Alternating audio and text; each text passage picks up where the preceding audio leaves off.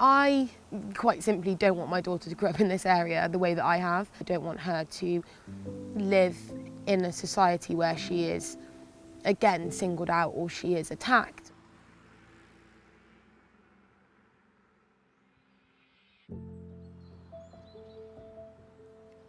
I mean, the area as a whole is lovely. I've always liked the area.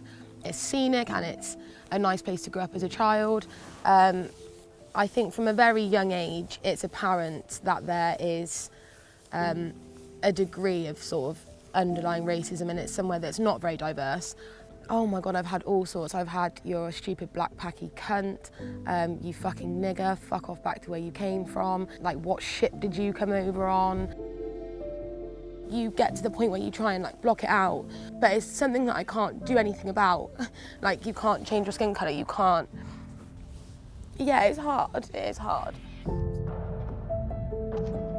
And I want her to have a life where she is celebrated for who she is and celebrated and not kind of, again, just attacked and made to feel like she's not welcome in an area or that there's something wrong with her because of her skin colour, again, because it's something she can't help or do anything about.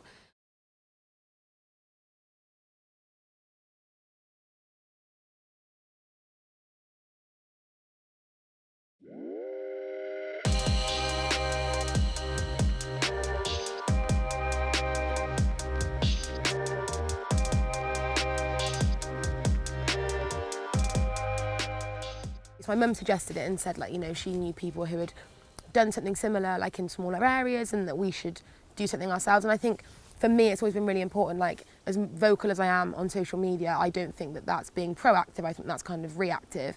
So I literally rang Lenny on FaceTime and put it to her, and she was like, yeah, let's do it. I think we thought we'd follow the right channels, and we spoke to the district councils and town councils and police. And as soon as we had the approval, we thought, great, like, we can start planning and we can just get cracking with it, and it will be everything we want it to be. That's not the journey we've been on.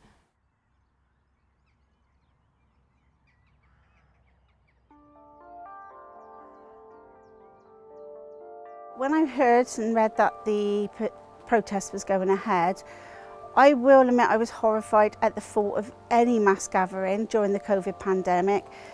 We've been very lucky in Lydney to have had such a low death rate. The thought of bringing people into the area that wouldn't normally be here, using our local amenities and spreading the virus. I started a petition to postpone or relocate.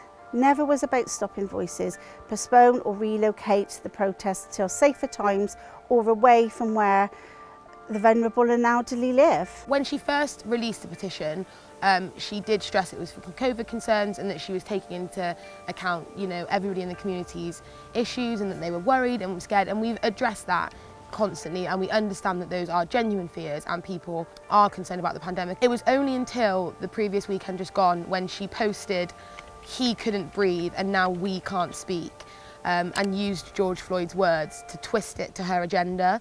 So that for me was kind of the turning point, when it was like, actually this doesn't seem as genuine as you've made it out, and actually it appears that, whether intentional or not, she has had a racial kind of motivation behind that petition. And it wasn't just her, the comments on her petition are so explicitly racially provocative. I feel really sad that this has caused such outrageous comments on both sides of the argument, and I really do. Some of the comments from the people against the protests have been really harsh. I can't control them. Obviously it's brought out racist people, but to be labelled a racist when you're not a racist is insulting, and that is what's angered a lot of people.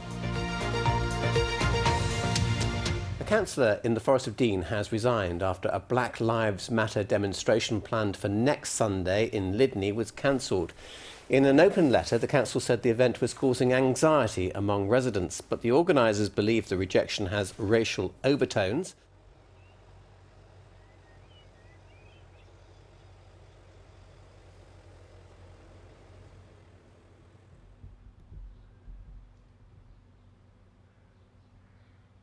It was the use of All Lives Matter, not once, not twice, but 3 times.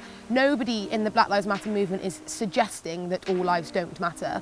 The point is that at the moment it's black lives that are being focused on, and that's where the inequality sits and that's where the injustice sits. We're going through this process and we're trying to do something positive, but there's kind of always a negative. So many areas have managed to carry out peaceful demonstrations, and surprisingly the Forest of Dean is somewhere that this has not been able to happen. And I think for me it just reinforces how ostracised I feel in this area as a young black woman.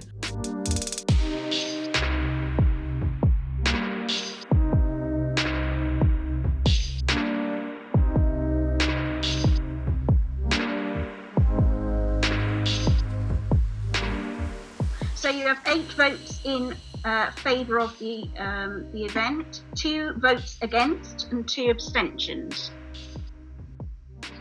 Thank you, Carol. I think a decision's been made now.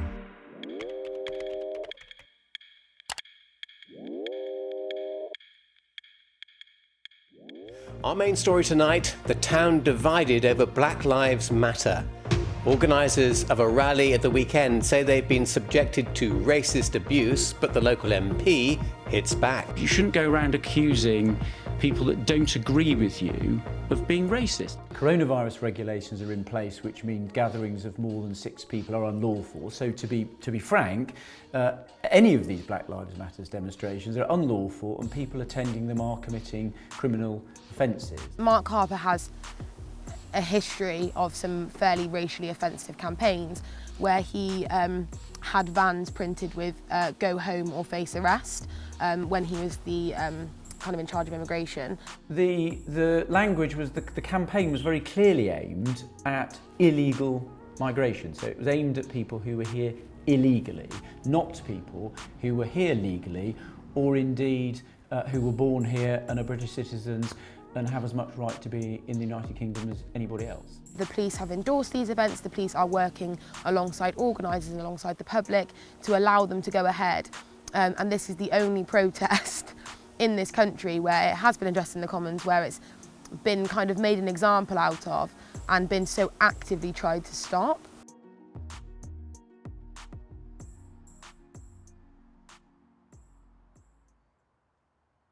I think after the threats of anti-protests we've had today, I'm a lot more nervous than I was. Yeah, me too.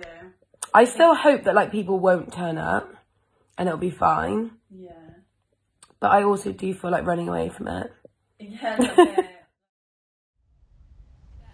Hey girls, thank you so much for coming. Can I get you to stand on this side on the path and make sure that anybody that's coming up the path is 2 metres apart. Sorry, this is so hard to talk in. They're 2 metres apart and they don't go any closer than that.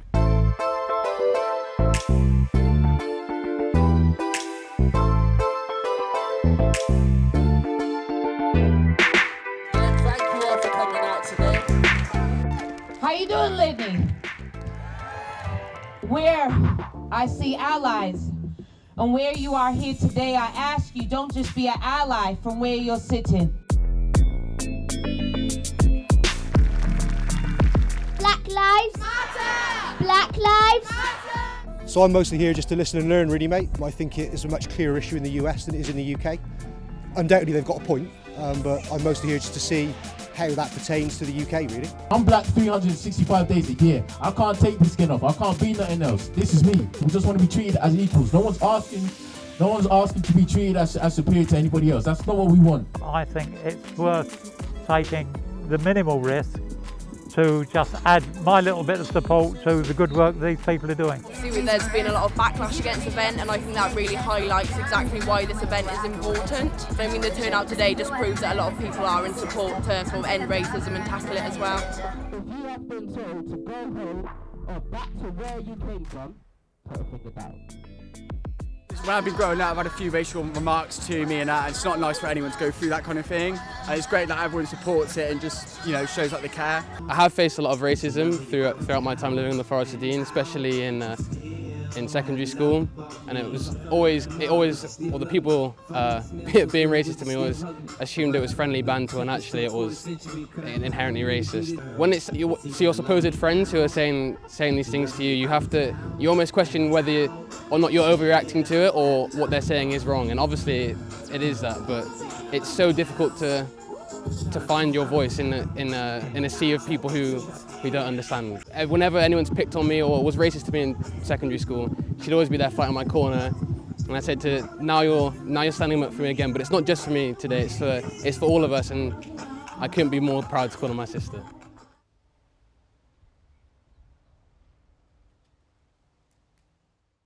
I'm so pleased at how well it went. I feel great. I think it has gone better than we expected. We've had better numbers than we expected. There is no rubbish, there has been no problems. It's been peaceful, it's been calm, and we've done exactly what we wanted to do. Yay!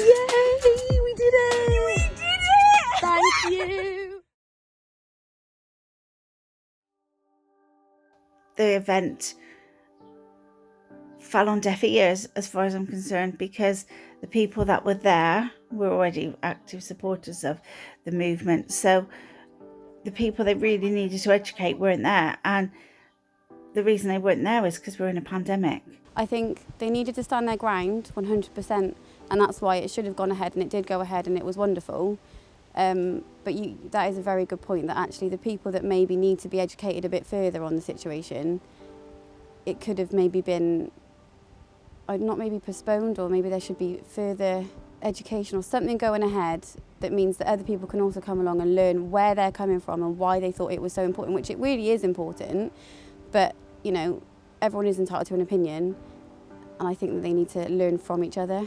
I think there is definitely something to be said about how, you know, protests and events like that speak to people who are already like-minded, but I do think that some of the things that we included did reach people in a slightly different way, and I hope that the whole conversation that has been created about the event has enabled people to think about challenging people close to them and started kind of giving people some of the tools to start those conversations with their inner circle. I think it was on the Sunday we started to, well, actually one of my friends sent over a few screenshots of it, and there was threats from kind of the same group of people who had said that they'd attended on Saturday, and that they'd followed us home on Saturday night, that we didn't know who they were at the moment, but we would get to know them, that we had big plans, they had big plans for us, kind of to watch our backs and be careful. Well, the protesters have moved on. As a town, now we have to deal with the fallout of holding an event such as this in the times we're in. But I do wish it goes well. I really hope now the negativity for them can stop, and I hope that at some stage our community can start to regroup and the bridges come back down and there isn't this massive divide. It's so sad. It's so sad to see our town with so much anger and negativity, and it's still there.